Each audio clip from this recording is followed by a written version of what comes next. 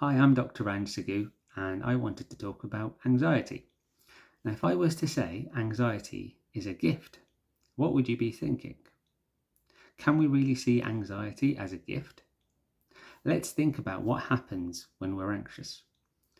Well, when we're anxious, we start to feel irritable, on edge, have difficulty in concentrating.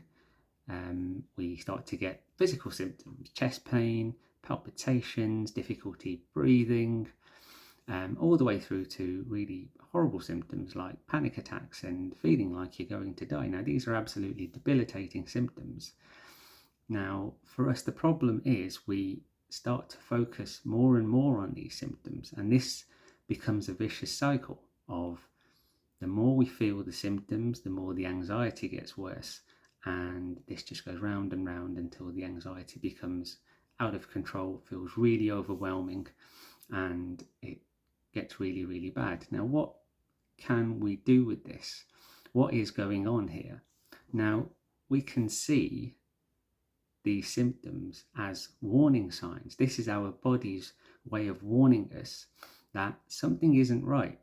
There is something happening to us or within us that is making us feel really overwhelmed, and something needs to be done about it. Now, if we can use these symptoms as a warning sign, if we can stop and acknowledge what's happening, if we can feel these symptoms and recognize the symptoms and stop and say, okay, what's happening here? Why am I feeling these symptoms? What is happening to me that is giving me these symptoms? And we start to question what's happening. If we really listen to these warning signs that our body is giving us, we can try to understand why we're feeling like this, and then we can look at ways of trying to resolve our anxieties. And that's why anxiety can actually be a gift, because it's our body's way of warning us that something isn't right.